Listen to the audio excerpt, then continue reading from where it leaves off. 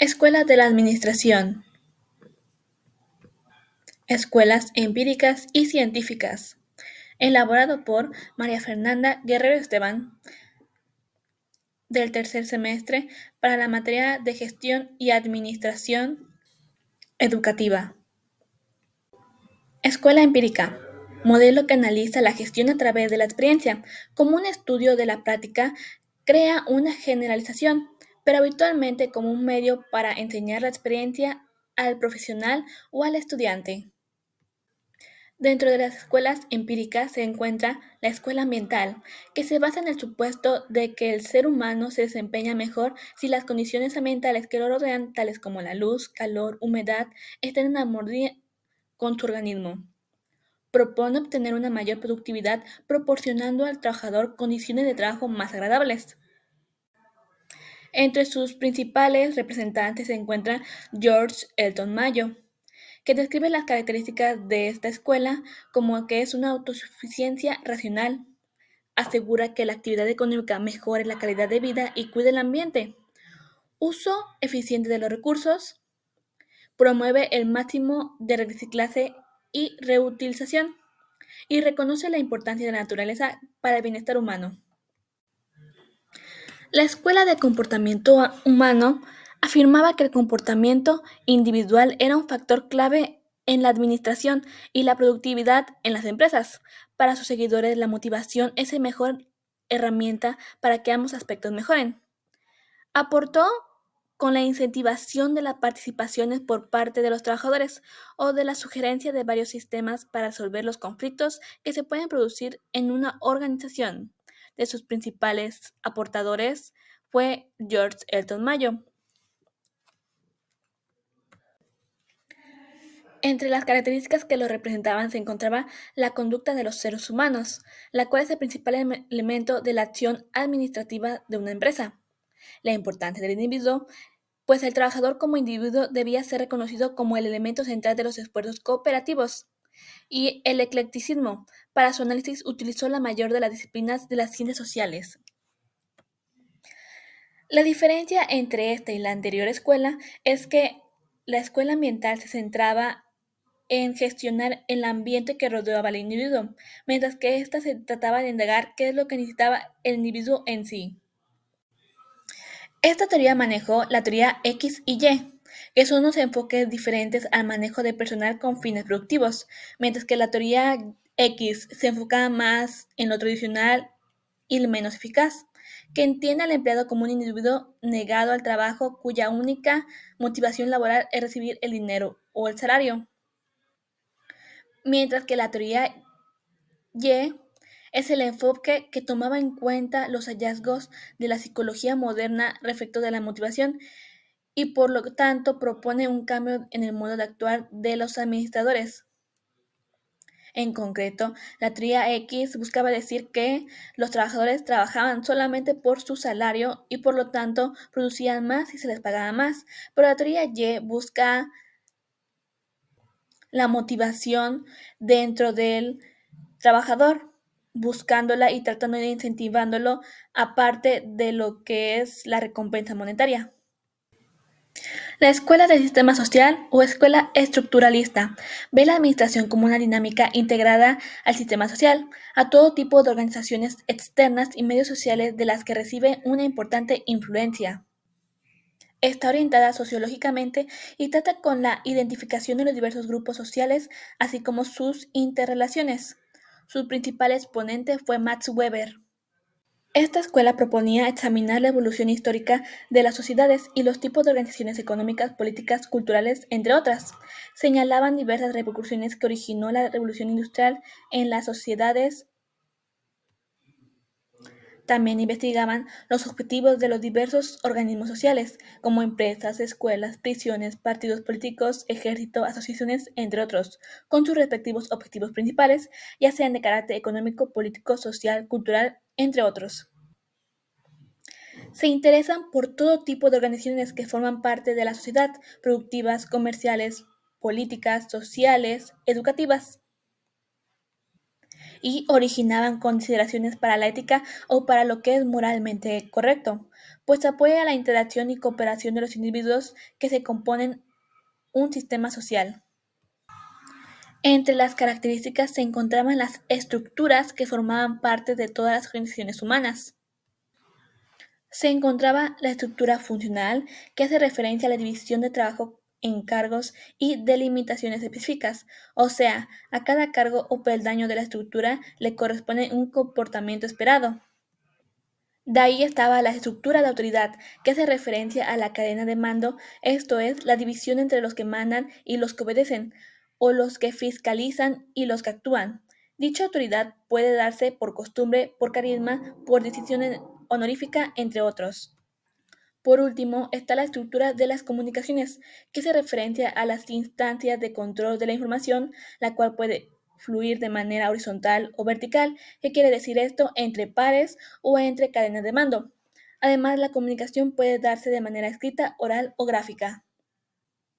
La escuela de administración de sistemas se entiende primero entendiendo qué es la palabra sistemas, pues denota un conjunto de elementos interdependientes e interactuantes a un grupo de unidades combinadas que forman un todo organizado.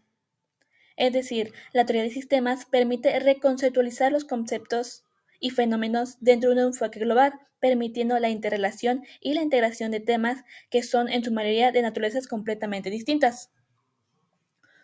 Uno de sus principales exponentes fue Ludwig von Bertalanffy. Las características que conformaba esta escuela fueron muy diversas. Entre ellas encontramos un punto de vista sistémico, que habla de la teoría visualizada de la organización como un sistema que se contribuye de cinco parámetros básicos: entrada, proceso, salida, retroalimentación y ambiente. La entrada hace referencia a la entrada de información, personas, cualquier material que entre a la empresa. El proceso, el cómo se pueden manejar estos elementos que entran, y la salida, la resolución de estos elementos. La retroalimentación se trata del análisis del proceso y la salida, mientras que el ambiente se trata del contexto en el que actúa, es decir, la empresa. La multidimensionalidad y de múltiples niveles. Se habla de una organización desde un punto de vista micro y macroscópico. El enfoque dinámico es el énfasis sobre el dinámico proceso de interacción que ocurre dentro de las estructuras de una organización. Es objetiva, pues la teoría del sistema reconoce que las organizaciones existen porque sus participantes esperan satisfacer varios objetivos individuales por medio de ellas. Es probabilística, pues la teoría moderna tiende a ser probabilística, pues sus frases se encuentran saturadas de expresiones sin términos predictivos y no con certeza absoluta. Es descriptiva, pues describe las características de las organizaciones y de la administración. Se contenta en buscar comprender los fenómenos organizacionales y dejar la selección de objetivos y métodos al administrador. Es multidisciplinaria, pues la teoría de sistemas es una teoría multidisciplinaria con conceptos y técnicas de muchos campos de estudio. Y multicasual. La teoría asume que se puede causar un evento por varios y un sinnúmero de factores que son interrelacionados e interdependientes. Esta escuela proponía una visión holística de un conjunto de cosas complejas, dándole una configuración e identidad total.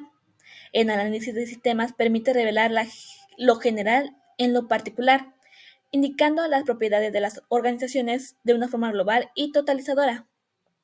La teoría de sistemas permite reconceptualizar los fenómenos dentro de un enfoque global, permitiendo la interrelación y la integración de temas que son, en su mayoría, de naturalezas completamente diferentes.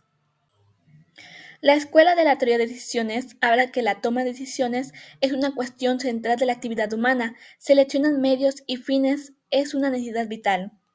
La escuela de la teoría de decisiones manifiesta que el ejercicio administrativo se lleva a cabo por medio de una decisión.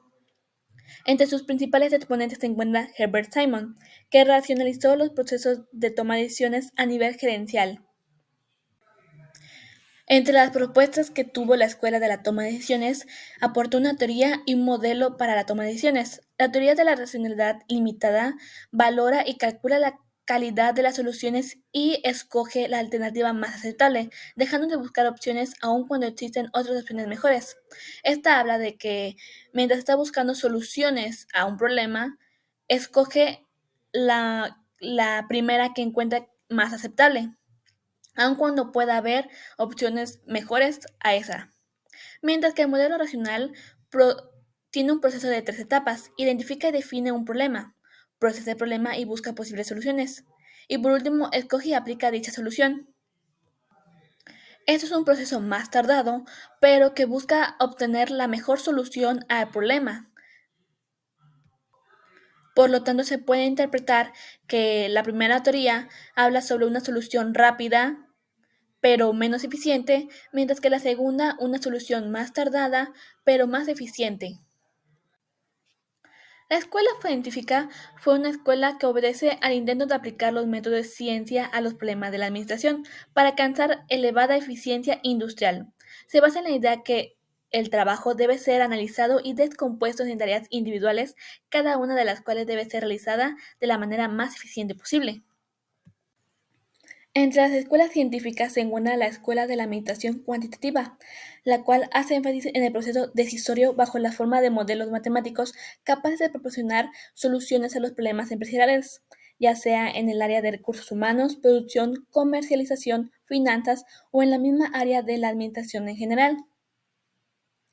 Uno de sus principales representantes fue Russell L. Ackoff, la cual habla de que la mayoría de las administraciones y maestros de la administración tienen una lista de características que se consideran esenciales de una buena administración y son constancia, conciencia, creatividad, comunicación y capacidad. Partiendo del uso de ecuaciones y modelos matemáticos, la teoría cuantitativa se apoya de este tipo de herramientas para evaluar desde lo probabilístico y preacontecido el posible comportamiento de diversas variables tales como producción, costo, precios, demandas, entre otras. Estas herramientas se consideran las características de la escuela. Entre ellas se encuentra la programación lineal, que permite optimizar los recursos en operaciones de opción múltiple. Este procedimiento tiene como objetivo minimizar los costos y maximizar la eficiencia mediante ciertos límites y obligaciones. La teoría de juego es una teoría que analiza los conflictos. En ella intervienen dos o más personas. A cada una se le da un número limitado de estrategias, las cuales reflejan el resultado de cada uno de los cursos de acción. La teoría de la probabilidad sirve para tomar una decisión entre variables alternativas de la solución. Es un sistema que se utiliza cuando los datos son difíciles de obtener.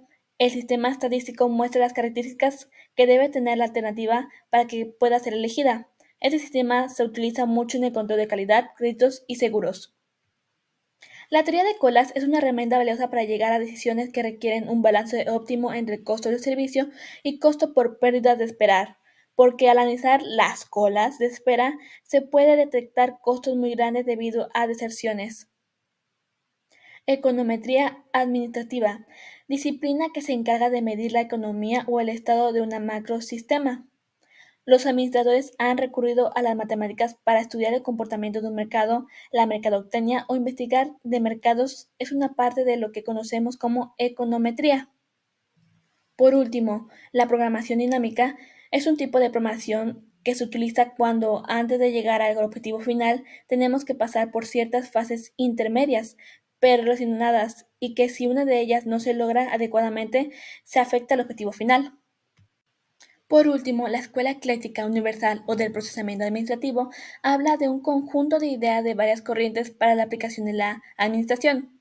Entre sus principales representantes se encuentra Mary Parker Follett, que habla que la administración es un arte de hacer las cosas mediante personas, y Henry Fayol, que habla de funciones de planeación, organización, dirección y control dentro de la administración. Se caracteriza por enfatizar la práctica de la administración, reafirmar relativamente a los postulados, da importancia a los principios generales de la administración, da prioridad a objetivos y resultados y es ecléctica. Propone introducir el concepto de eficacia a la organización buscando alcanzar los objetivos a través de los recursos disponibles. Postula la necesidad de descentralizar las autoridades de las organizaciones, es decir, evitar poner todo el poder en los altos mandos y aumentar el poder en los mandos medios. Define las funciones administrativas de planeación, organización, dirección y control como partes de la organización administrativa. En palabras simples, la planeación habla sobre lo que se va a hacer, la organización es cómo se va a hacer, la dirección hacia dónde va encaminado el proyecto y el control quién va a dirigirlo. Por último, postula la organización por funciones de división por departamento, siendo el prototipo las finanzas, producción, recursos humanos y mercadotecnia. Es decir, que hablaba de que dividiendo los departamentos, cada uno tenía un trabajo específico que hacer. Con ello doy por concluido las escuelas administrativas, tanto empíricas como científicas. Muchas gracias por su atención.